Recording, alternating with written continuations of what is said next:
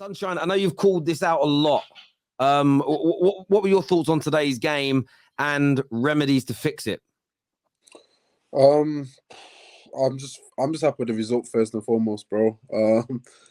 I wanted the result. And like you said, I predicted it. I'm not saying it to back myself. It's not a prediction that I wanted to make. It was just glaring obvious when you put all the factors together.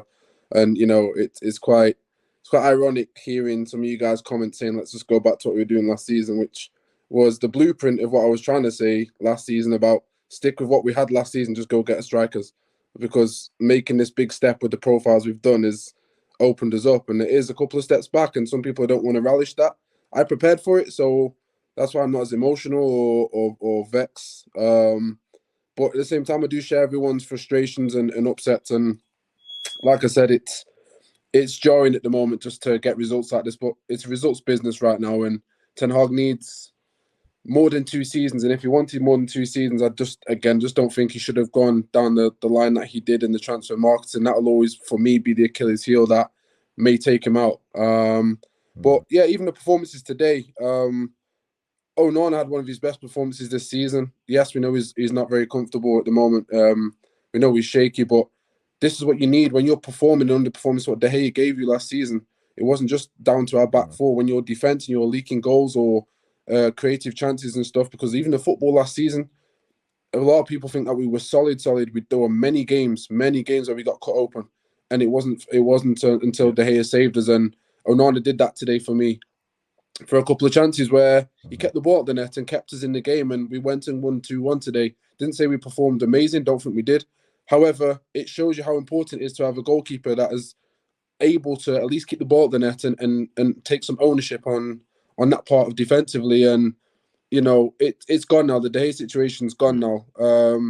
He's got to work. I'm with Cam on this, Canadian Cam, where he's now made his bed. He's got to get something out of the way we play. And the bit where I would side with Ten Hag is that the injuries are massive. A lot of people don't like to talk about injuries because they are factors that then allow rival fans to have to be quiet because they don't like them. But again, I'm not trying to do anything from a biased perspective. If Terry, if you had KJ out and any other workers that were working around you for a couple of shows over a couple of weeks, are you going to sit there and listen to people in the comments saying, well, it doesn't matter because you're still the Terrace, you should be able to do X, Y, Z? No, you need your team.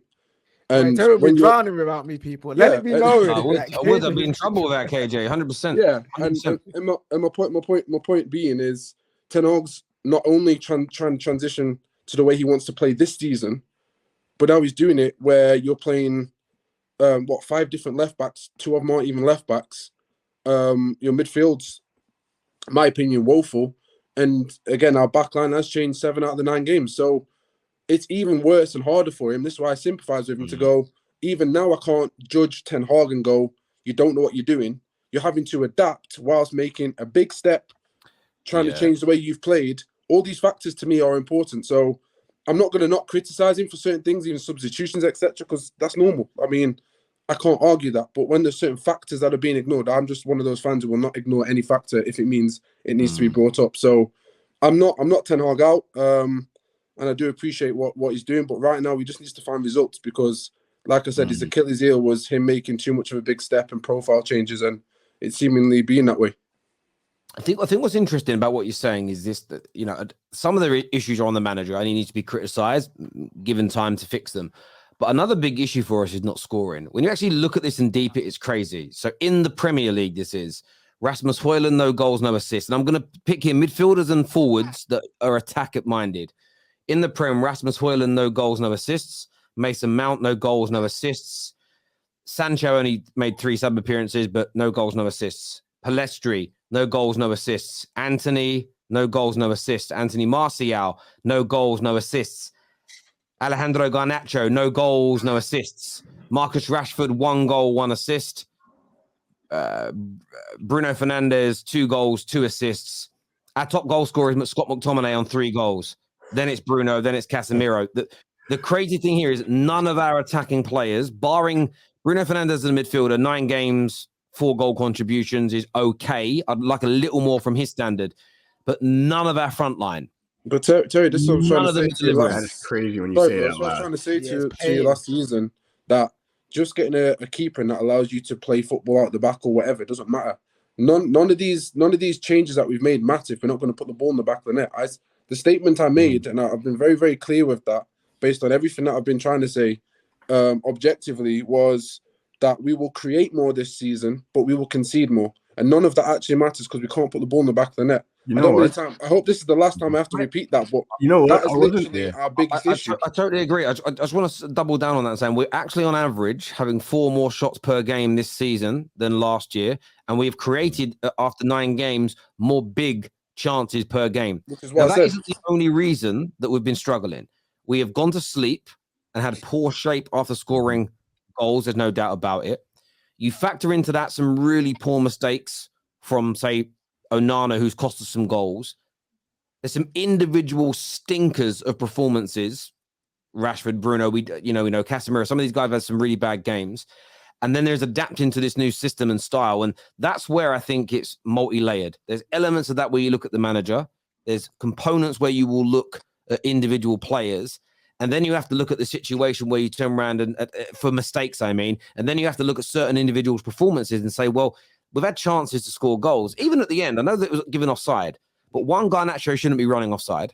2, Martial. He was actually on, by the way. He was actually on. When you watch the freeze frame, he would actually would have been on. Wait for the line, but the point is they gave it offside. Martial delayed the pass too long for me anyway, and then the shot was awful and it went wide. Those are those things. And by the way, we're in so many games. If you just go back through Man United's fixtures so far this season, let's just look at it just in the Premier League as an example here. Sorry, because I've clicked on the wrong button and gone backwards now because the screen moves for advertising. You just go to these Premier League games as an example. Wolves, we won. Spurs should have been 2 or 3-0 up in that game before they took over and dominated. We beat Forest. We conceded early, but we played well after that as an example. Arsenal, very narrowly beaten in that game, but hard game, right? Brighton, we had abundance of chances for 25 minutes, didn't take anything. Then they battered us. Burnley, they started well. We took over, but we could have got that game killed off sooner. Crystal Palace, again, how we lost to them, I'll never know.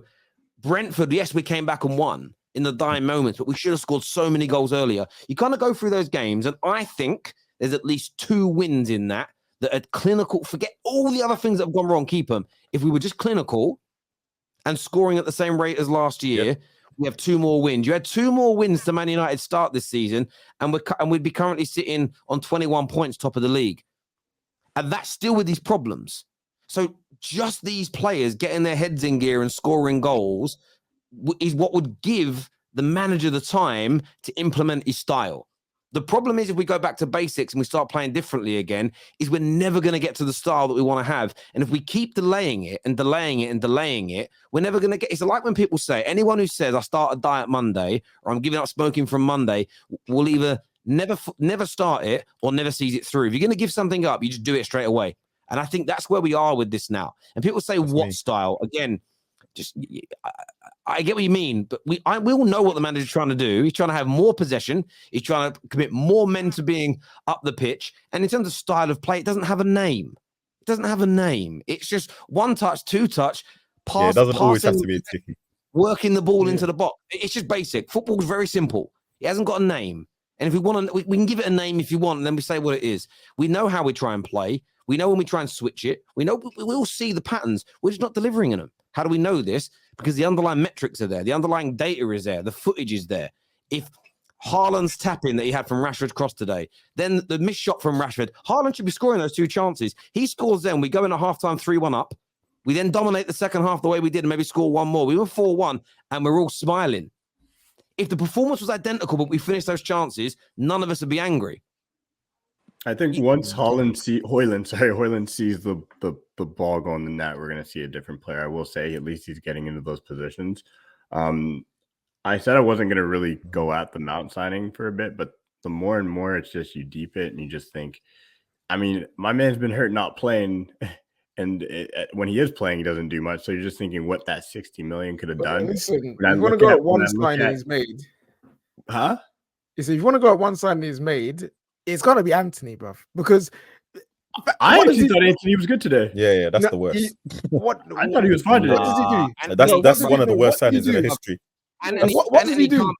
Anthony can't even beat eggs, bruv. The man can't beat eggs. I'm sorry. I mean, Rashford finishes that chance today. That was Anthony who won the ball back. Who made that was all him, wasn't it? No, I'm upset. No, I'm upset because I wanted when I saw the Beyblade spin. I was ready for it, innit? I wanted that, at the theater. I did. When I saw the comps got me, man. We should have known. I was hoping that he could just try and elevate his game. He's not quick enough. He's not strong enough. He's way more inconsistent than Rashford. And if Rashford's inconsistent and crap, then what that makes Anthony. Like, it's just there's so many players that on the pitch, you ask yourself, what do they do? So Mason Mount, you ask him, what does he actually bring to the team? Anthony, what does he actually bring to the team? Anthony I don't have Martial, a problem with Mount. He came on, and what does he do? What does he do? What does Anthony Martial do in the football pitch? People tell me what he does because I'm confused. That layoff. I'm confused. Mason Mount, I think he's over criticized. I think I don't really have much of a problem with him. I think he came in to be a midfielder that we know is of a certain quality. He didn't come in to become to be that Frankie de Jong that Erik ten Hag was looking for. I think Mount came in to be a Premier League experienced midfielder. And I feel like when he plays, his intensity is high enough. His ball retention is high enough. He's not going to create as much as Bruno because he's not Bruno, but I feel like he's doing all right. It's like Mason Mount, that's a perfect time to say, Mason Mount is a facilitator for a system. I tried to tell you, man, compare him to Jordan Henderson. When Henderson came, ability-wise, everyone was like, what a joke. When you saw him in the Liverpool system, you thought, shit, I see his worth. Players nowadays who don't have the most incredible value or incredible ability can still be of use and still look world-class in systems because we are in a day and age now where systems are more prominent and more specific, where average players look amazing. The downside to that is most of those world-class players, and I said this about Sterling a while, but I remember KJ cooked me originally way back when we first started doing these late-night shows. And I said about Sterling, I don't think he's a world-class player, but Pep has got him in a system that makes him look amazing, and that's cool for him. And in England, obviously, he's been there for 5-6 years. He's transferred that into England in terms of how he approaches the final third, how he makes his runs, and how he links up play. Put him in a different situation, it's difficult. And that's not to say players are shit. I just don't think they are as a higher quality as what they used to be because they're more robotic these days. And that's just the way it is nowadays. It's not even like a dislike now. I actually was happy he came on because maybe you can do something. But it's even just little things like all his shots. If you look at all of his shots, he's taken from Man United. I mean, all of the shots he's taken from Man United. They're either scuffed or blocked. So I'm just like, why are we here? Don't you think that's a mental issue? You think it's a mental issue? No, I agree. I do think it's mental. There was a moment tonight. He won the ball back just in our half. I thought, well done. Moves the ball to Bruno. The ball comes back to Mount, loses it. It's almost, and some people, again, I'm at a point where people go, that's ability. I'm like, I just don't think it is because I see players that you wouldn't even consider signing for clubs the size of Man United that don't make the mistakes as regularly as they do. So I can't put it down to ability. I agree with you, Cameron. It's the pressure of I've got to deliver. And it's they play.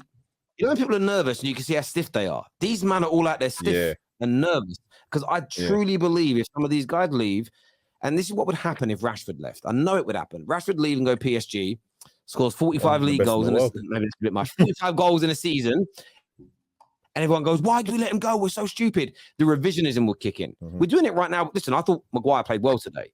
But all it took was Maguire being on the bench for a few months. And suddenly you started seeing Man United fans online say, well, actually, was he really the problem? Again, it goes back to the point. He was never the problem. And no one person or one manager has ever been the problem at Man United. It is so much deeper. And that's why it's hard. You can analyze games and look at mistakes and who did well and who didn't. But when it comes to how do you fix it, which is maybe it's us, maybe we've got to stop having the conversation because that's what a lot of the comments say. If you want to fix it, just selling one of these players ain't going to do it. How do I know that? I've got 10 years worth of evidence that prove it doesn't work at my club. So forgive me for just suggesting, and that's the problem with it.